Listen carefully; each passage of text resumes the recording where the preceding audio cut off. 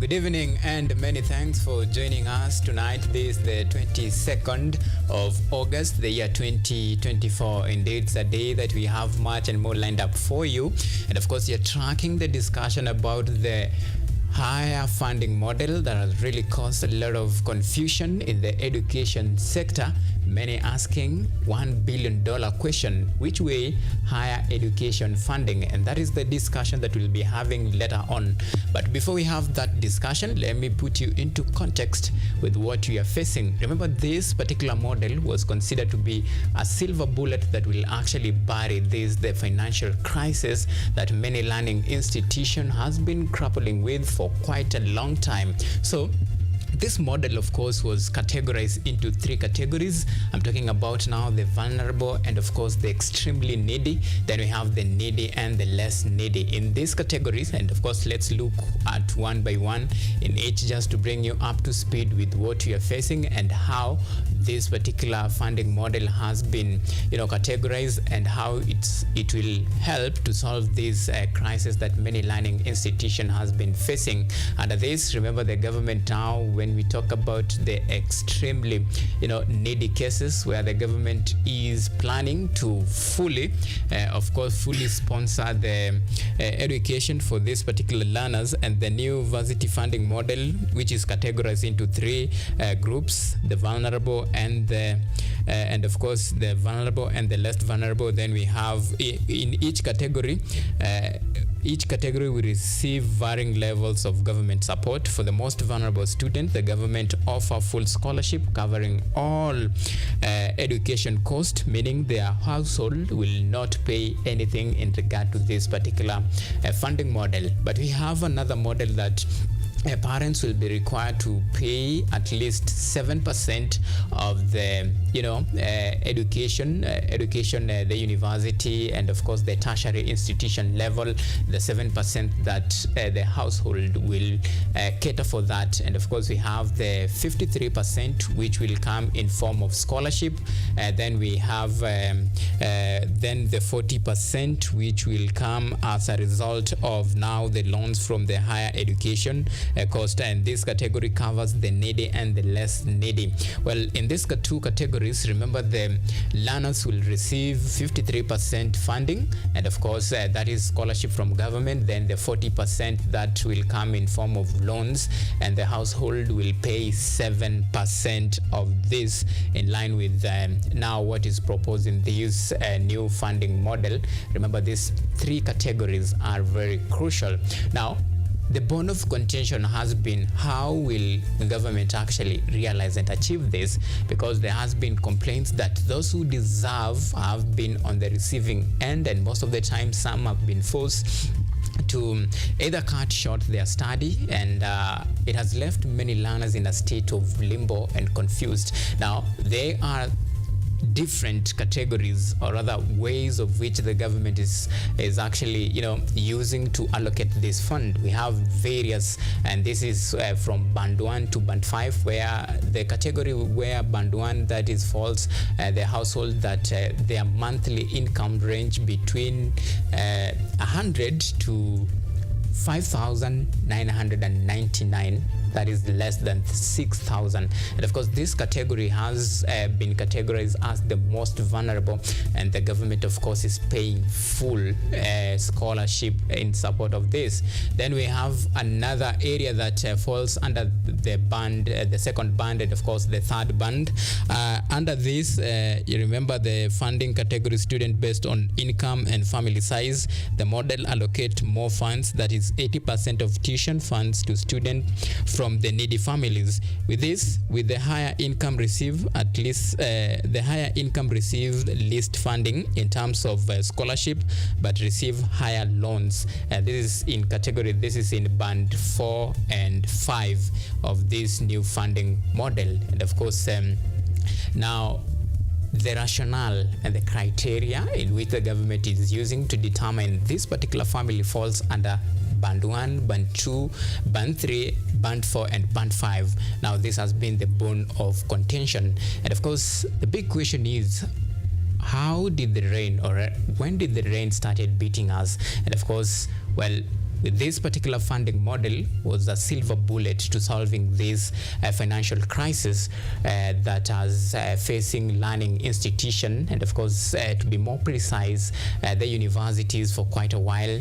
and this has some sort necessitated for this particular action by the government with the aim of solving this crisis. However, 1 year down the line since the inception of this the funding model, same problem, and of course learners continue to complain, and of course their future at this particular point in regard to accessing education, which was the pillar stone of this funding model, somehow remains at a state of limbo and hangs on the balance. And that is the discussion that we'll be diving in, and of course just to bring you up to speed with the ways what to expect and how best can we dig out ourselves from this particular hole that we find ourselves in as a country. It's something that has really troubled not only the education expert and stakeholders, but even the government and the lawmakers. At some point they were. At this particular point, if you have an idea, suggestion, you can bring forth and we'll make it a law. This is the magnitude and the seriousness that this particular crisis that we find ourselves in is, and the glaring statistics is there. And of course, we can see the complaint from parents and even learners themselves. Now, this paints a glim picture of how, if things are not averted at this particular stage, then the future itself might look very bleak. Well, and we'll be diving into that a little bit on. But first, let me take you through some of the highlights, some of the stories that will be making the basis of our discussion today, and of course in our comprehensive coverage. And this is what to expect.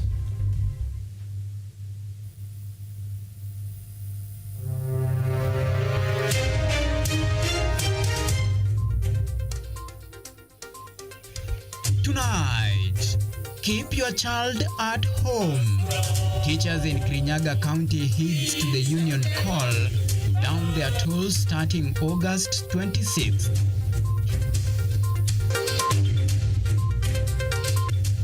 $7,000 jobs for grab. The government says mandatory retirement at 60 to create more jobs opportunity for jobless youths. Also tonight, come let's reason together. Odinga issues a rallying cry to African countries to establish solid climate finance structure. Plus, who has seen Collins Jumaisi Halusha? DCI begins manhunt for Kware murder suspect who escaped Girigiri police station.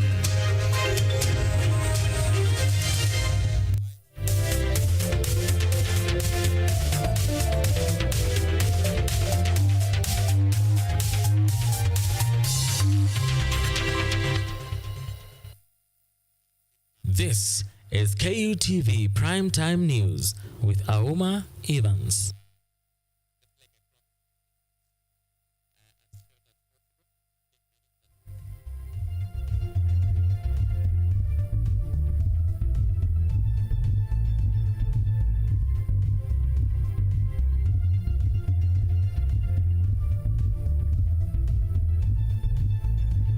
Right, now before we introduce you to our main stories, now let's track this particular discussion, the funding model, and of course the headache that it represents. And of course I have my guest on standby, Mr. Boaz Waruku, an educational expert. Asante sana Boaz for making time.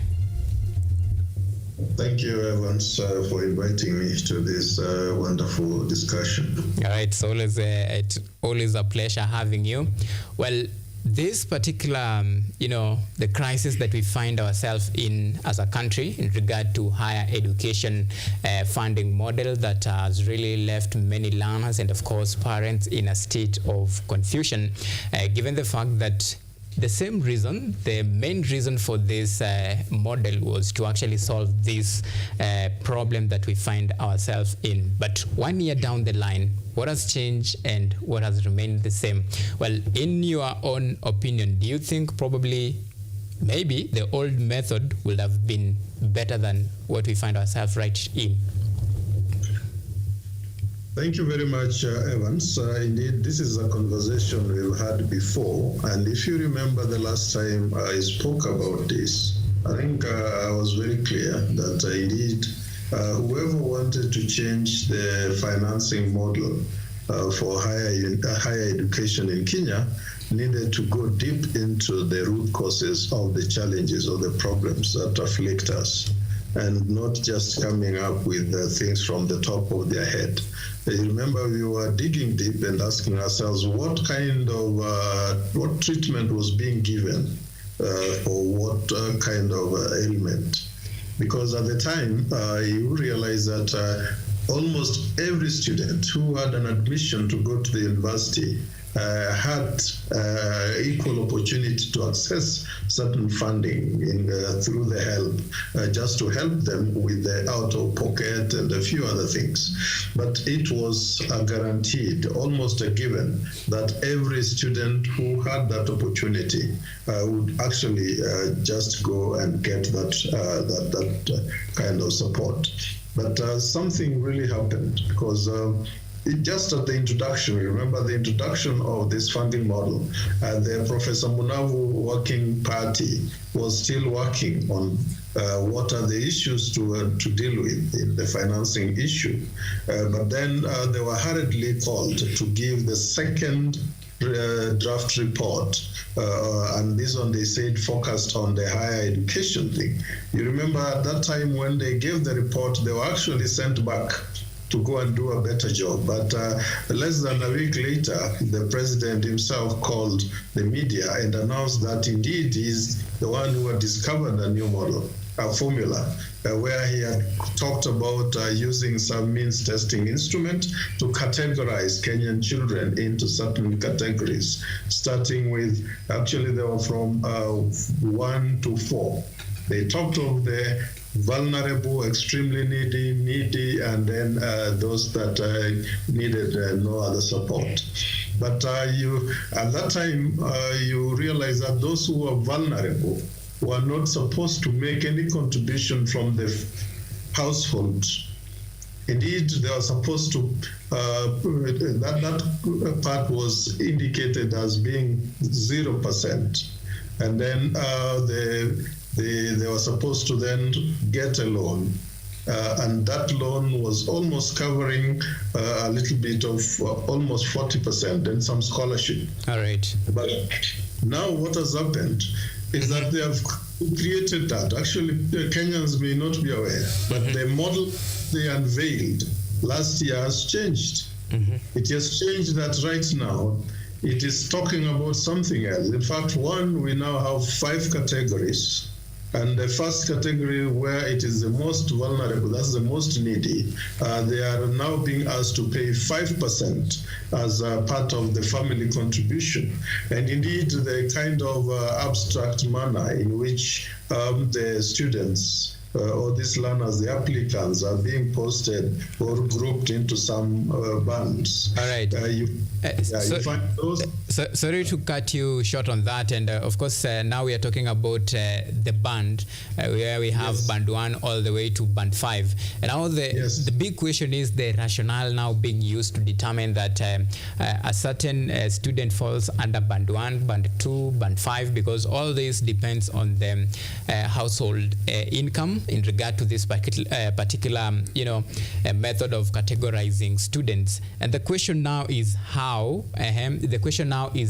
do you determine that actually this particular student falls under this? Because the question is on the rationale being used to determine this, and this is where most of students find themselves in a state of confusion. Do you think probably there could have been a better way of now using the criteria to determine that this particular student A or B falls under band 1, 2, 3 all the way to band 5? First, let me indicate you have collapsed band 4 and 5 together. They should be separate. Yeah. Because band 5 is for the family whose income is above 120,000.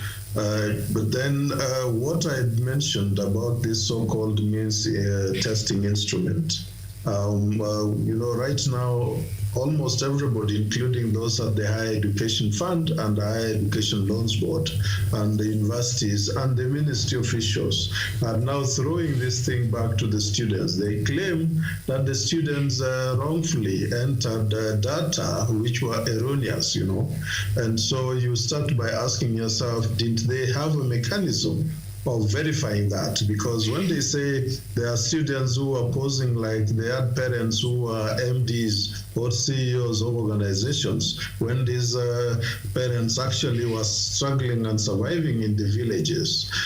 So does it also mean that those students whose parents are actually well-to-do, but indicated that they were earning almost nil, were also put in the category of 1 to So I think it is not very clear, but let me get back to the basics. You remember when we discussed this, I said basics are important.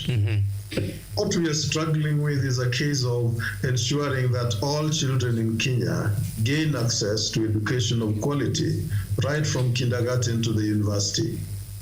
And it is doable based on the resources that we have in this country. I think I did try to unpack the other time the kind of resources that we've been having all along, only that they are misdirected or they are corruptly used by individuals, being transferred from public course into private interests. So for as long as accountability and transparency is not being utilized or being applied in the utilization of those resources, we'll still be having a problem. Right now, you know that many of these learners, right from high school to the university, they are almost running left, right, and center looking for some bursaries which are scattered all over, scattered in the hands of MCAs, MPs, women reps, governors, even the presidential of the president's office's own scheme, and then even Jogo House, the head office of the Ministry of Education. They have some special funds there. So you're looking at all these monies dispersed. And cumulatively, this is an amount that as a Livobora, we did quantify and say it is less than, it is more than 100 billion annually. This is an amount which can easily be directed to the schools and the universities, and students be told just to report and learn with very minimal addition coming from external sources. So for me, we are straying from what the constitutional dictates of Kenya are. Everyone has a right to education, Article 43. And indeed, many of those learners transitioning to the university and TVET colleges are still children, because some even go there without IDs, meaning they're below 18. But even when they are past 18 and they have accessed certain benefits, those benefits are not supposed to be discontinued during the pendency of their education in those institutions. So what essentially is required is a mechanism to realize that education should be prioritized and the monies or the funds available ring-fenced and really directed to the institutions, so that the infrastructure that is needed to be improved, the equipment that are needed to be done to be procured periodically and replenished, those should continuously be done. As we speak, Evans, the way the universities have costed their programs, it is ridiculous. You remember we started with some universities costing their, Bachelor of Medicine and Surgery in excess of 700,000. And you're asking them, how did they even quantify and come to that? Engineering and all that. Right now, all of them are stabilizing at a figure, they are talking about 500,000. So imagine that almost each and every student is supposed to make that contribution from their own sources. And these are the sources that are supposed to be used for the improvement of laboratories, workshops if they're engineers, equipment, all those kinds of things that are required there. Okay. Indeed, it is very unfair to load all this thing on a student. All right. So that's what, as we call, let me just finish that. We are calling for a situation, a funding mechanism that ensures that those facilities are properly developed by funding directly from the taxpayers' money, so that any student and every student going through that, you do not lump on them this heavy funding, which when they exit the universities, they be so debt-laden, they not even know how to turn. Imagine a student leaving university and is being told that they owe Higher Education Fund and the Higher Loans Board an equivalent of 2.5 million or plus. How do they start?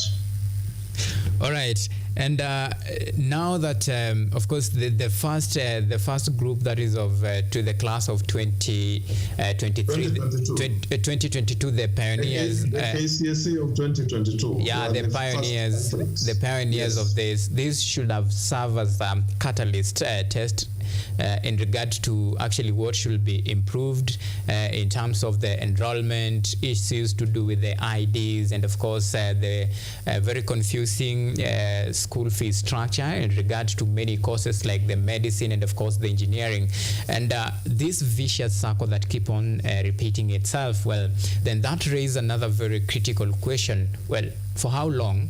And do you think there is an end to this, even as we wind up this discussion? First, I hope you are aware that many of those students who sat for KCSE in 2022, many of them were told to join and not to worry about the funding, because funding would come. Many have not sat for their exams even as we speak. Some are looking for funding to clear the fees so that they sit for special exams. There are universities that are doing special exams next week so that they can transition. They are looking for funding so that they clear those balances. I mean, what we are encountering is a situation where we were not so sure what we were going to do with this kind of financing. I think it is high time that we reverted back to where we were before the introduction of this thing, which was fished out of the president's head, so to say, because it didn't come from any research work. Nobody had done any analysis on this. Indeed, what we are having is a situation where even when his own officers are telling us that things will be well, the students are suffering there. You've seen the media actually have been getting students who sat KCSE in 2022 and have not even gotten an opportunity to enroll in any university. Right now, they are being told that you can actually report to the university, and the university have been told to allow you to register according to their own policies.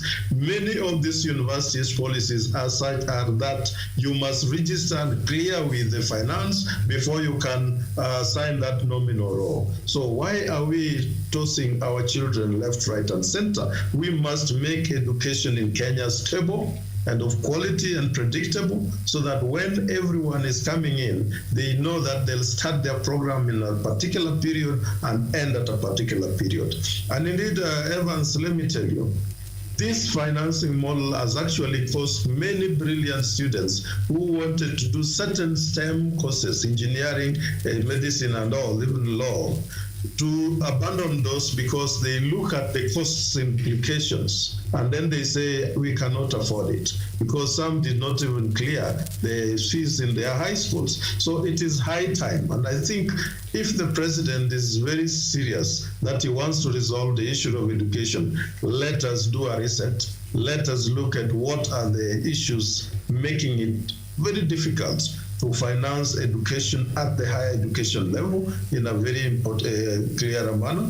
So in that case, we'll be making recommendations that the new CS, this guy called Migos, he should actually sit down with strategic thinkers and key stakeholders to help him resolve this conundrum of always having a situation where we are unable to progress even with new brilliant ideas. idea of just trying to use bloggers and the media constantly telling us how this model is working, when we know it is not working, is really not helpful. It is going to frustrate our young ones, and indeed they'll come out of the universities feeling so bitter. We better resolve it right now. All right. Otherwise, many of them abandon their programs. Thank you. All right. And before I let you go, the National Assembly Speaker, Moses Wetangula, actually issued a rallying cry to Kenyans, and his message was just simple. If you have an idea on how we can actually improve this crisis, then you are free and open to bring forth your presentation and, of course, the suggestions so that they can make it a law. So I don't know if from your side, do you have something? I think let us tell Mr. Speaker that is out of order. Mr. Speaker should be knowing that policy processes start from the executive. They give a proposal and they open it up to public participation, meaningful and significant, effective, properly organized public participation, and so that it can be interrogated before it even comes in as a bill to be considered in Parliament. Before that, even if, as I've seen, a number of the MPs are also talking about, let us go for the low-lying fruits, the low-hanging fruits, that talks about the bursaries which are all over, that they want to collapse them. But you see, for them, it is collapsing them to give them a bigger kitty to use in giving out the money again to the students. What we are saying is totally different from that thinking. All these funds should be made available, put together and directed to the schools and the universities and colleges where they are needed most. And a student, once you qualify, you should actually be allowed to get into those universities and colleges, and if need be, if it's because of the accommodation where some extra expenses are required, that can now come in the form of some moderate loan scheme, just like what many of the people went through in the previous system. Why change something that was working? You could have only improved upon it. So let our speaker, Mr. Wetangula, not tell us that you can just direct your views and all that. How many people, even in the first place, would be able to sit down and concretize even an idea and take it where? First, they don't even know how to direct it to that parliament. So let us talk in a manner to bring solution, not being part of the problem that we are having. He knows very well that within his parliament, there are MPs, and in fact, the parliament has even the research departments. All these MPs have researchers. They could have helped in concretizing these ideas very much, so that then we move forward together without causing this rancor that all the people are now having. The hula baloo we see around, people are crying all over. You're seeing a child of bicycle repair being considered that his father is an engineer and as such is capable. I think that is so nonsensical and really demeaning to the very weighty matters we are addressing in the education sector, particularly financing. Thank you. All right. Thank you so much, Mr. Boaz Waruk, of course, for making time to shed some light on this very important discussion in regard to the future of the higher learning education, in regard to the funding models that is currently being used, and of course the one that have really created a sharp division and of course confusion in regard to which this new funding model, which was supposed to be a silver bullet that will cure the funding crisis that many learning institution has been facing for quite some time. Asante sana for making time, and your time is always appreciated. Thank you so much. All right. Okay, so that's where we leave this particular discussion, and of course it's something that we'll continue to follow and see how the event will unfold, and for the next a couple of days just to bring forth what is happening. Now, Let's continue with our coverage, and we begin with matters education. Now, the Kenya National Union of Teachers in Kirinyaga has urged parents to keep their children at home come next Monday as schools resume. The teachers who announced their strike in compliance with the NAT national official statement says that no teacher will report to duty should government fail to comply with their demands. Among the grievances raised was failure by the government to recruit 46,000 junior secondary school teachers on permanent and pensionable terms, as well as failure to recruit additional 20,000 teachers.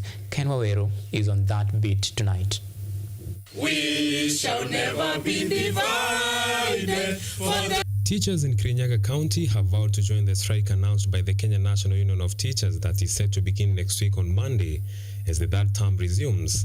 The teachers have urged parents to let their children stay at home for their safety until the strike is called off. Patrick Anayo, who is the county NAT secretary, said the government through the TSC had failed to remit the third-party deductions, failed to recruit 46,000 junior secondary school teachers on permanent and pensionable terms, as well as not recruiting additional 20,000 teachers. Delayed conversion of the JSS teachers to permanent and pensionable. The 46,000 teachers should be taken to that term of permanent and pensionable. And on top of that, there is a serious shortage of JS teachers in Kenya.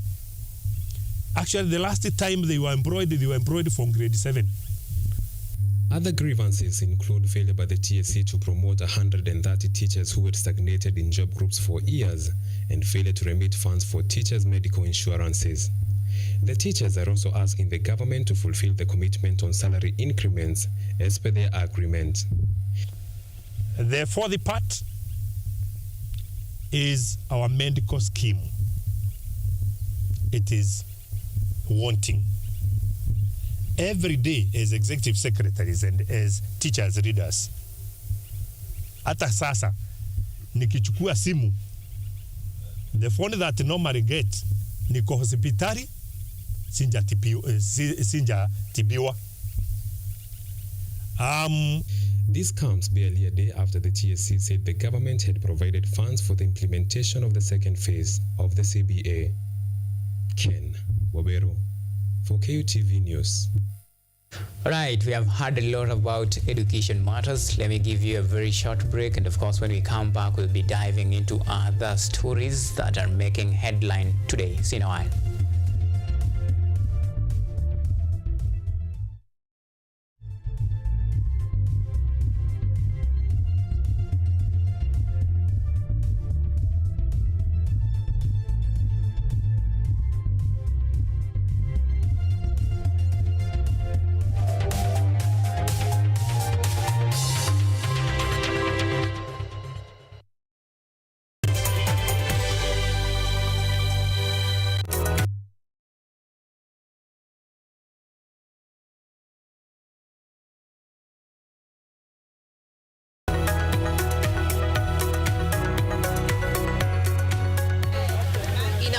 Where uncertainty looms and opportunities are scarce, it's time to break from the barrier and unlock your full potential. We must live within our means. We cannot spend money that we don't have. We will explore the fascinating world of investment, trade secrets, and entrepreneurship. Sasa challenges ziko mingi sana. Parking ya mzigo imekuwa mbaya. Unaweka pesa yako inakataa kurudi. Whether you're a seasoned investor or just starting out, we've got you covered with invaluable insights to help you succeed. Now, this year we have seen a rebound in the economy, which is well above the global average of the 3%. Join me, Anyango Sylvia, every Sunday and Monday on KUTV News at 9, and let's turn your dreams into reality.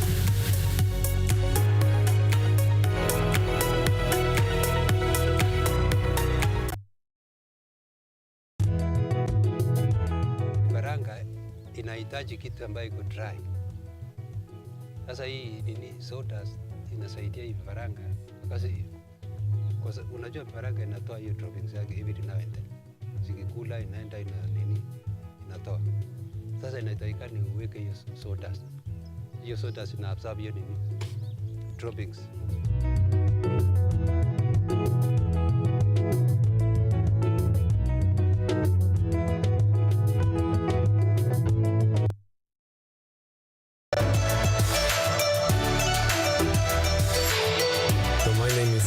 I'm Associate Professor in the Institute of Philosophy of Jagiellonian University in Krakow, Poland, and I'm the main coordinator of the Cafe project, which is being here hosted by Kenyatta University. My name is Eva Hudoba. I am a project manager in this consortium. Keep watching cutting-edge research at Kenyatta University Television.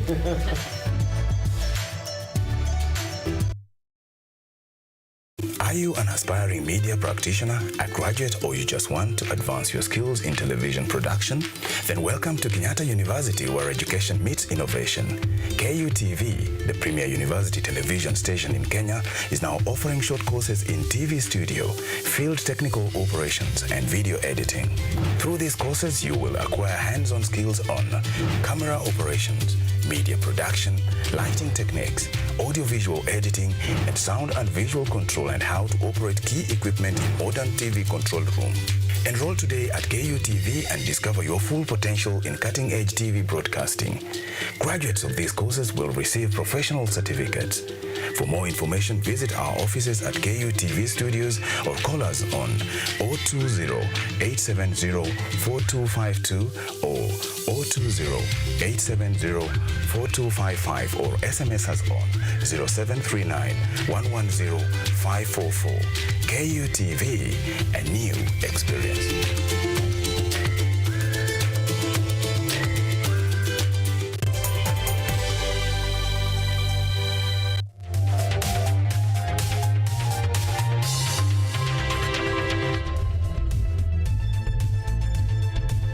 You are watching KUTV Primetime News with Auma Evans.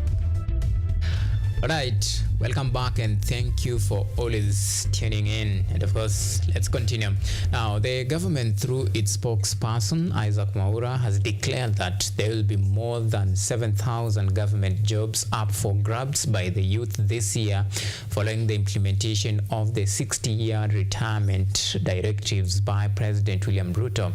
And as Brian Tobiko explains, close to 46,000 jobs opportunities are set to be available in a span of 5 years. The government, in a move to create employment for its youth, has announced that more than 7,000 jobs will be available this year for application by the young people. Through its spokesperson Isaac Mwaura, the opportunities will be made available through the implementation of the 60-year retirement directive issued by President Ruto. The payroll also shows that a total of 43,976 officers are aged 55 years and above and are expected to retire between this year and the year 2029, with a total of 7,662 poised to retire in this financial year alone. Additionally, Mwaura stated that close to 46,000 jobs will be available in a span of 5 years after the expiration of work contracts currently under place. This will enable more youth to get employment in government, either on pensionable and permanent terms or on contractual terms, once the vacancies are declared by the Public Service Commission. Some more 39,441 Kenyans are serving the government on contractual terms, with their contracts expiring on different dates depending on their period of engagements. This means the creation of a total of 46,838 job opportunities to our jobless youth, who will now be able to serve the government either on permanent and pensionable or contractual terms.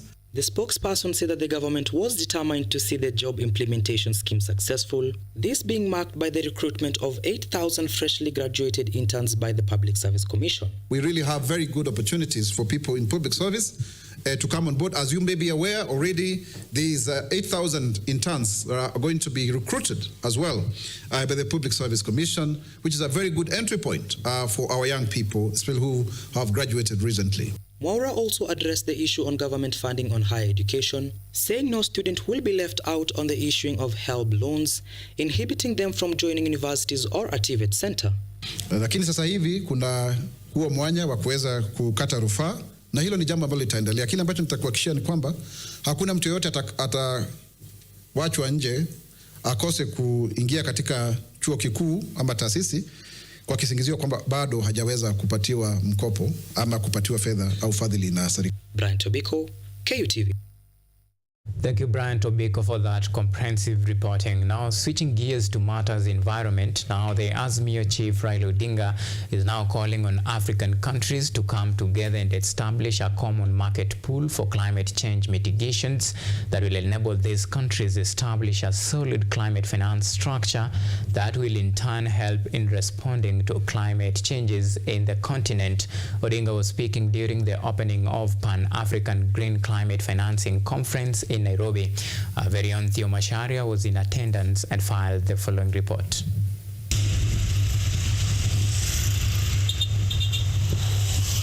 As African countries continue to grapple with adverse climate change effects that have left vulnerable populations bearing the brunt of this climate crisis, Azimio leader Raila Odinga, while speaking at a Pan-African meeting in Nairobi on Thursday, noted that access to climate financing by African countries remains a huge problem in responding to climate change.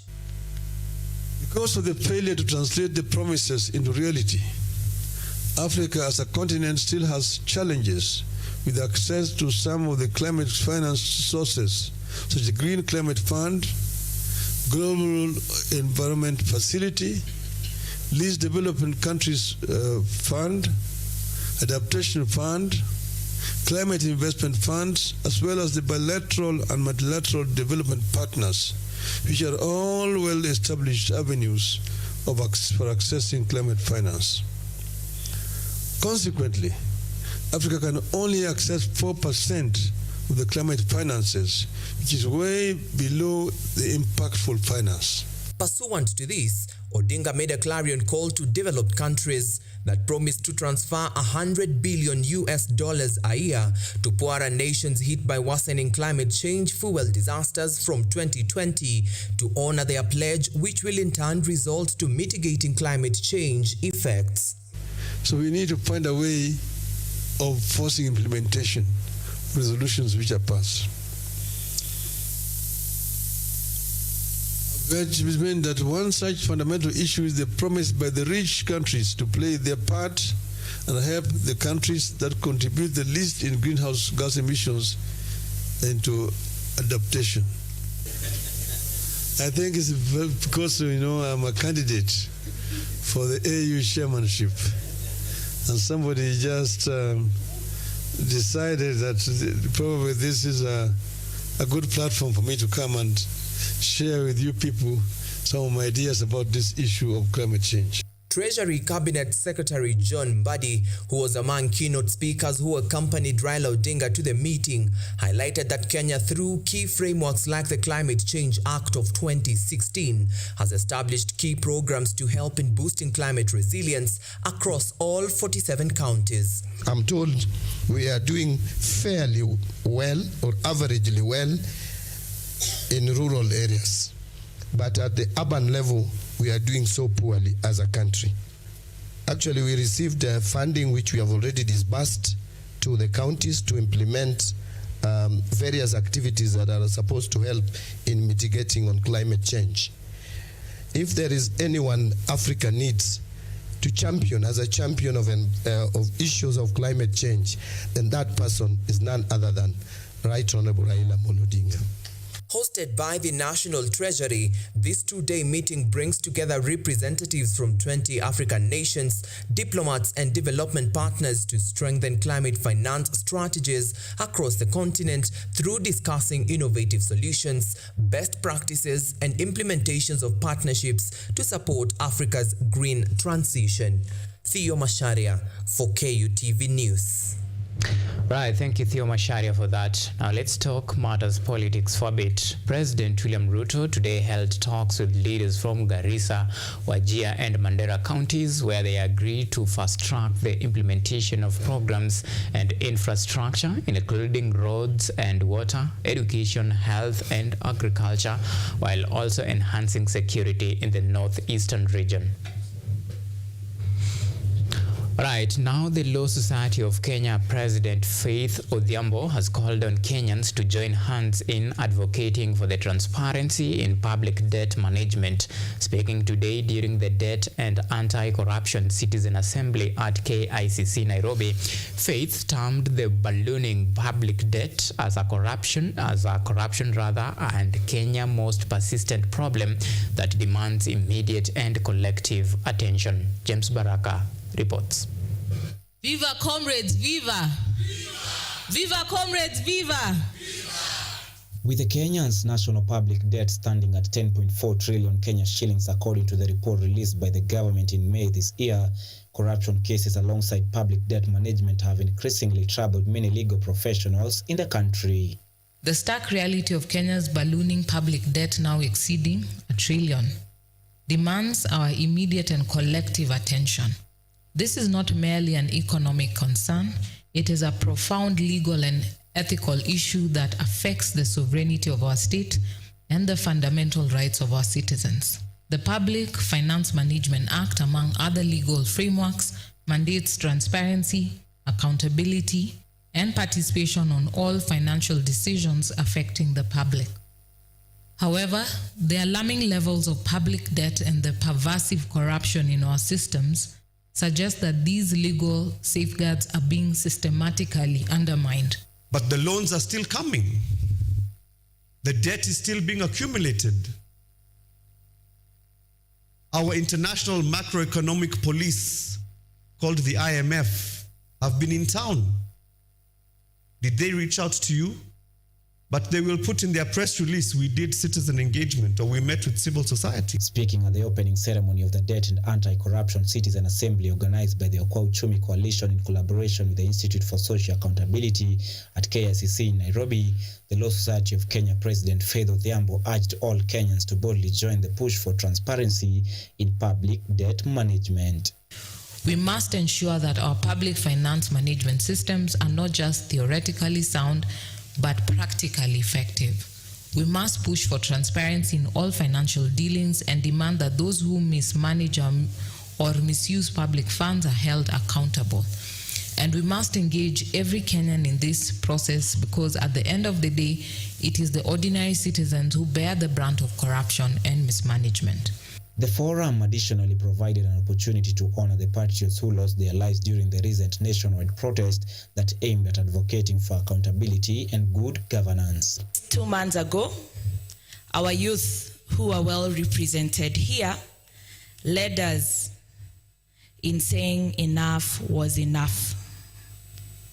Unfortunately, the gallant patriots who led the Gen Z revolt, so far, we have 60 of them who've been declared dead through extrajudicial execution.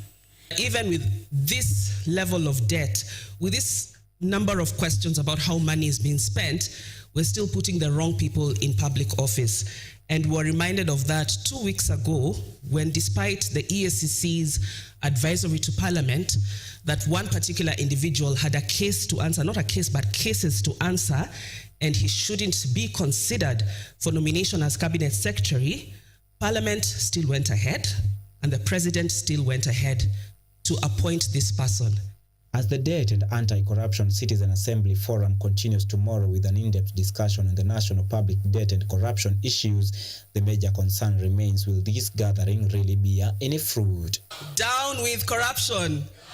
James Baraka, KUTV News. That story by James Baraka takes us to our second break here on KUTV Primetime News. Remember, plenty more to follow after the break.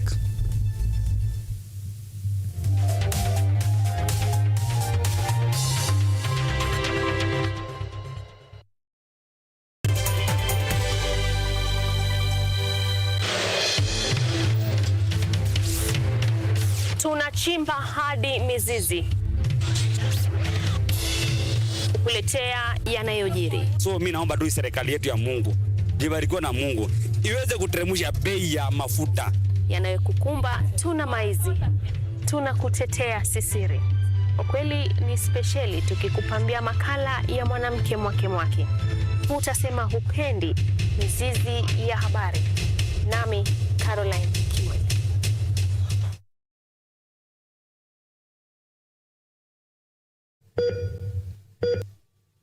Are you healthy, or rather, do you maintain a healthy lifestyle?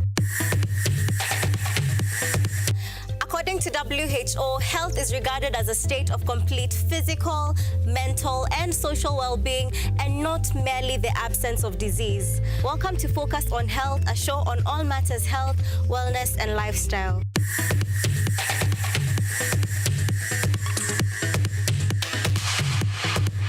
On this show, we cover a wide variety of topics inclusive of, but not limited to, dental, optical, mental, reproductive health, and so much more. Join me, Joy Bofenda, every Thursday at 7:30 p.m. on KUTV for compelling insights and discussions on all matters health. See you then. Focus on Health, your weekly dose of health and wealth information on KUTV.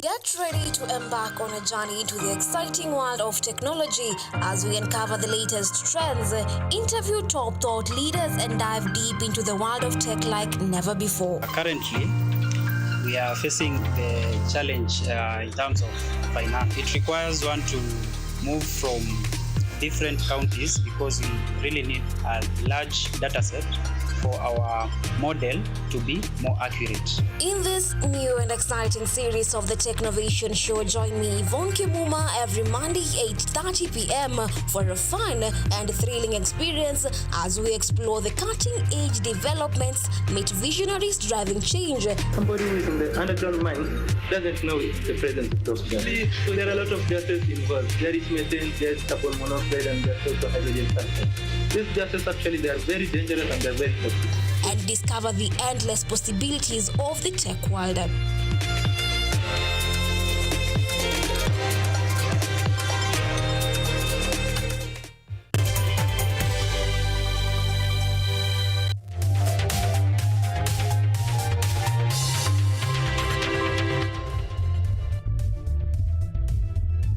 You are watching KUTV Primetime News with Auma Evans.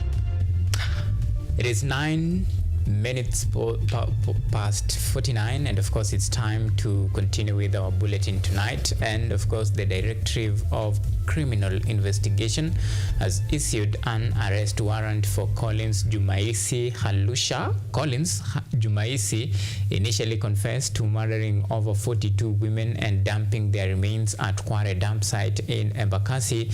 Is wanted together with 12 Eritreans who escaped Girigiri police station. The DCI issued a public notice with a significant cash reward for anyone with credible information leading to the suspect arrest. And now the fertilizer imported by the Kenya Tea Development Agency Limited is set to arrive in the country from 10th of September this year. The amount procured by the KTDA this year has increased to 97,000 metric tons from 88,000 metric tons of fertilizer last year. The increase is attributed to more organizations preferring to place their orders through the KTDA. The fertilizer was sourced directly from Russia and will be bagged at the port to be distributed to farmers through their local factories.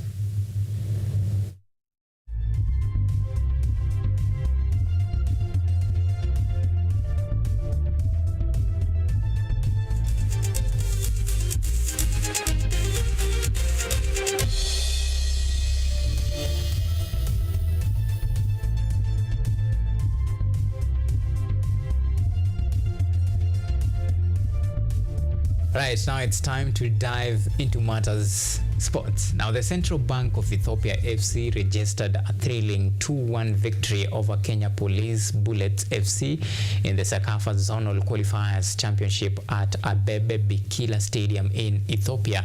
Senif Wakuma struck twice to hand the host a decisive lead, while Rebecca Okwara scored a consolation goal for Police Bullets in the 32nd minute.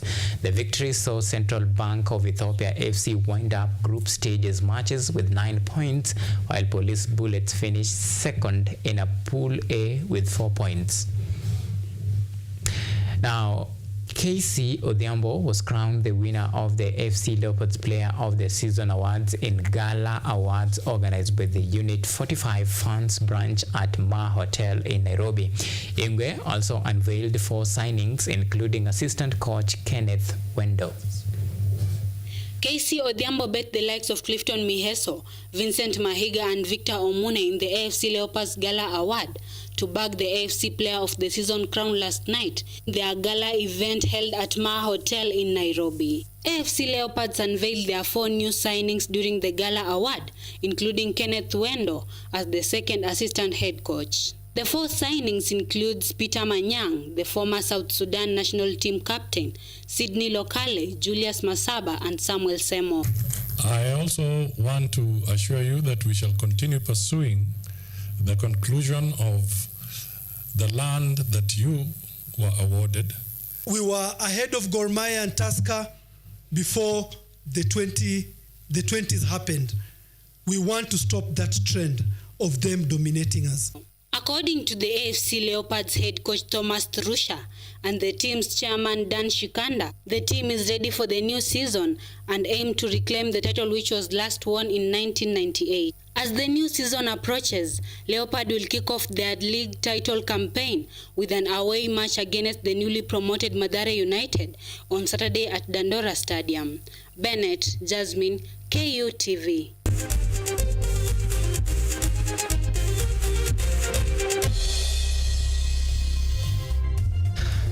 Well, in football, history doesn't really matter a lot, but what matters is strategy and, of course, money, which at the end of the day must play hand on in terms of requiring and at least reinforcement and bringing in quality players that will, at the end of the day, believe in the dream and, of course, return.